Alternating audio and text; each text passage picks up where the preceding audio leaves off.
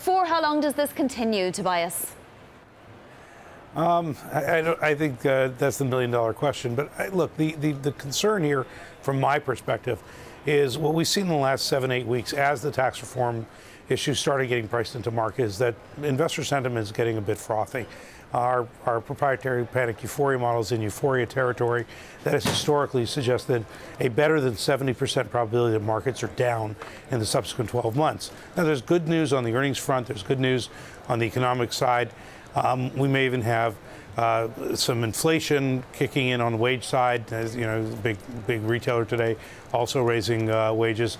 So you've got this kind of interesting trend forming that ultimately suggests bond yields moving higher, and investors should be much more focused on how to position within the market as opposed to expecting 10-20% kind of rallies continuing. It's deeply unlikely. Yeah, but Tobias, we have had jitters. Even yesterday with the ostensible China comments, we saw the bond market experience some jitters, but that's gone away already today, and none of these have affected the equity markets. What will it take to derail this rally? It's a really good question. We wrote a piece last week. Well, what could go wrong? One is that you get a bout of inflation that's more severe than people thinking a gradual increase.